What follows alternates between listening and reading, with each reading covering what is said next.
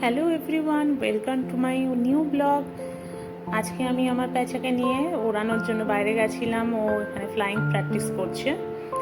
তো এমনি নিজে নিজে তো করে না, ওকে আমাকে করাতে হয় প্র্যাকটিস।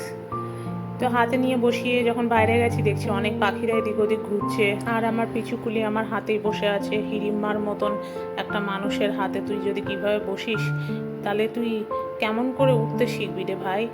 একটু ওড়, একটু ওড়, একটু তো ওড়। তুই পাখি ভুলে যাচ্ছিস কেন? তুই আসামের পাখিদের মতন হেঁটে হেঁটে রোড ক্রস করবি নাকি? তুই উড়ে উড়ে করতে হবে, তুই ভুলে যাস না যেন তুই সিসিটিভি। ওকে এখন আমি দেখি একটা কোড ওয়ার্ড ইউজ করে দেখি যদি ওড়াতে পারি। গো আউল, গো আউল, গো, গো আউল, গো আউল। যা পটি করে দিল। এই আউল বাচ্চা, ওর ওর, গো আউল, গো, গো উল্লু গো।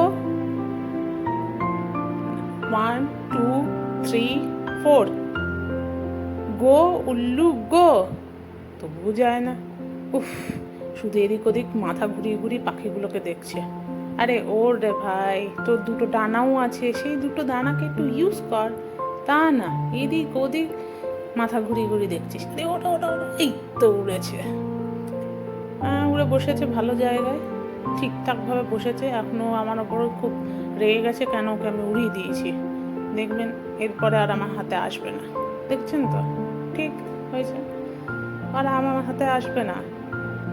এবার আমি ওকে আমার হাতে নিয়ে ভাবছি আরও একটু প্র্যাকটিস করাতাম, দেখি কিভাবে ও ডালে উঠতে পারে।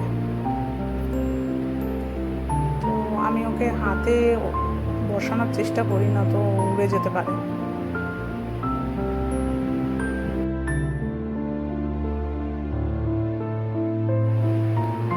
ঠিক যেটা ভেবেছি সেটাই হয়েছে।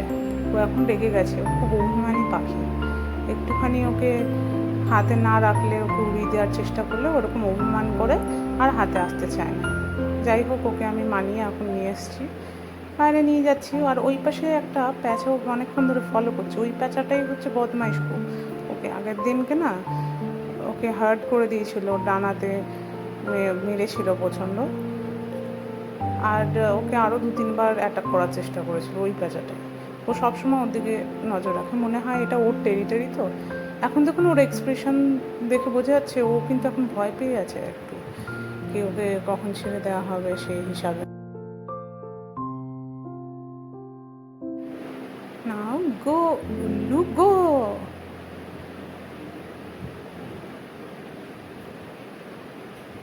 যা, এই কি করলি রে তুই? দুটো ডানাতে আটকে গেছিস তো এরকমভাবে, ডানাটাই না ভেঙে যায়। এক বস বস, নিজে থেকে চেষ্টা কর, আমি আর ধরবো না। আরে ওটা পাতা রে, তুই পাতা খাস না। তুই ডিম খাস, চিকেন খাস, পাতা খাস না। পাতা খেলে তুই উল্টি করবি রে। তো পাতার আর কি দেখেছে মনে হচ্ছে, কিছু একটা দেখেছে, দেখে ভয় পাচ্ছে। ও যখনই ভয় পায় তো তখন ওর নিচে ছোট্ট ওরকমভাবে নাড়ায়। আপনাকে দেখাচ্ছি আরো জুম করে।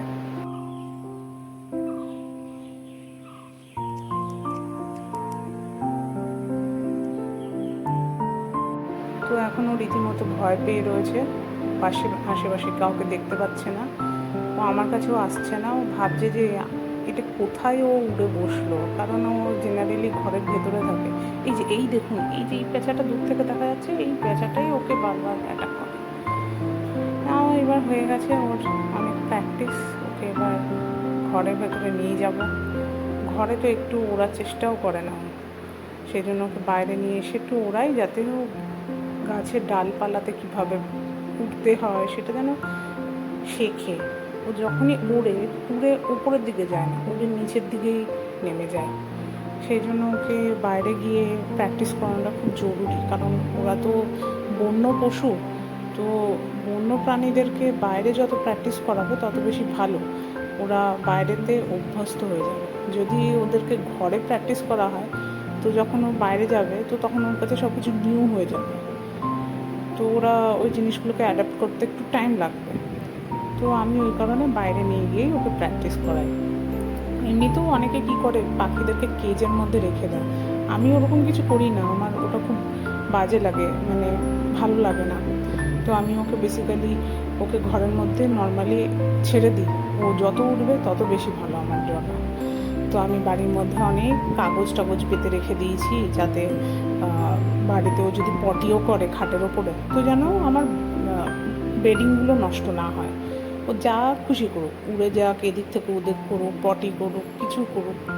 এই দেখুন, এই প্যাঁচাটা দেখতে ভারী বদমাইশি একটা প্যাঁচা, সর্বক্ষণ শুধু ওকে ফলো করে, আর যখনই দেখে যে ও একা রয়েছে তখনই ওকে এসে অ্যাটাক করবে। আমি তো ওই কারণে ওকে একা একটু সময় ছাড়ি না, ওই কারণে আর বাইরে গেলেও ও না আমার হাতের থেকে উঠতে চায় না।